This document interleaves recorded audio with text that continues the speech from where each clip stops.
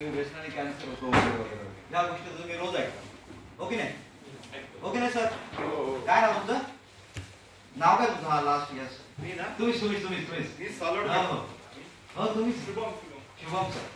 मी बरोबर बोलतो. ओके.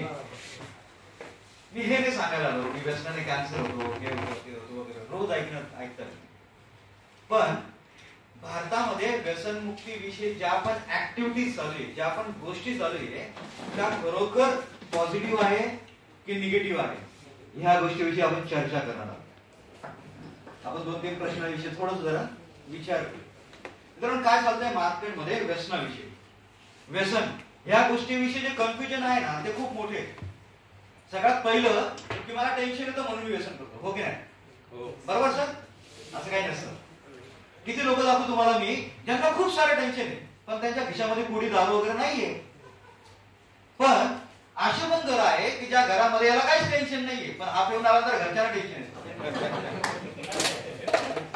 हो की नाही? माझ्याकडे पैसे म्हणून मी दारू पितो. ऐकलं तुम्ही? तेरे बाप का क्या जाता है वगैरे वगैरे काय तर ऐकलं ना? पण असं पण काही नसतं. रिच एरियामध्ये कमी व्यसनाचे प्रकार विकले जातात, गरीब एरियामध्ये जास्त व्यसनाचे प्रकार विकले जातात, हो की नाही? हो की नाही? पडत असं हो बरोबर. जगातला असा एक पण माणूस नाहीये ज्याने सगळ्यात सुरुवातीचं व्यसन स्वतःच्या खिशातून केलं, हो की नाही? नंतर नंतर त्याला कळत लागतं की या ब्रँडला एवढे पैसे लागतात, मग त्याचा ब्रँड बदलतो, बरोबर? म्हणजे माझ्याकडे पैसे म्हणून पितो असं पण काही नाही. थोडं जर आपण विचार करू की जे व्यसन केल्यानंतर जे पण ओपिनियन दिलं जातं ते खरोखर पॉझिटिव्ह आहे का किंवा योग्य आहे का?